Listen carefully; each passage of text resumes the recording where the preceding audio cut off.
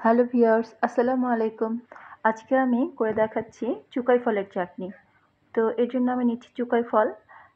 অনেকে চুকাই আবার অনেকে রোজেলা বলে চেনে।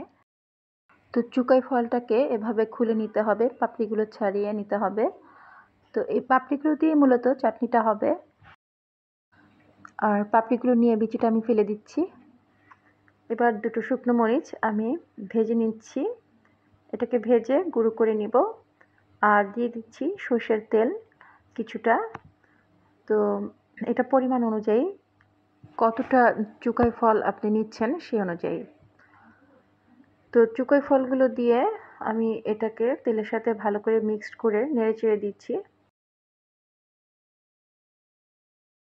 এভাবে নাড়তে নাড়তে এটা কিন্তু একদম গোলে মিশে যাবে।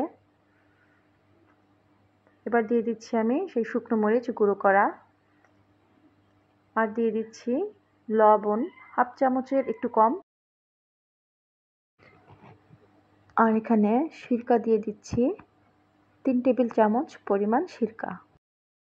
আর চিনিও দিয়ে দিচ্ছি 3 টেবিল চামচ পরিমাণ।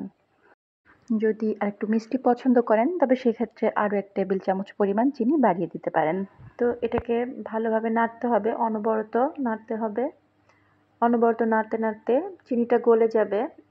আর এটা কিন্তু না নাড়লে কিন্তু নিচ দিয়ে একদিক দিয়ে লেগে যেয়ে পুড়ে যাবে এবং তাতে কিন্তু এটার টেস্টটা তেতো হয়ে যাবে। তাই অবশ্যই এটাকে নাড়তে থাকতে হবে। এই পর্যায়ে দিয়ে দিচ্ছি 5 ফোড়ন গুঁড়ো 1 চা চামচ পরিমাণ। তো এটাকে একদম ভালো করে মিশিয়ে নিচ্ছি।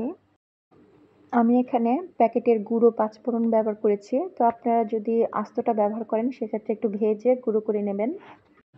চুকাই ফলের কিন্তু অনেক হেলথ বেনিফিটস আছে, তাই এটা চাটনি হিসেবে খাওয়াটাও কিন্তু অত্যন্ত উপকারী। এটাকে আর বেশি ঘন করা যাবে না। বেশি ঘন করলে ওইটা ঠান্ডা হওয়ার পরে এমনিতেই শক্ত হয়ে যাবে। তো বেশি ঘন করলে কিন্তু এটা বেশি শক্ত হয়ে যাবে।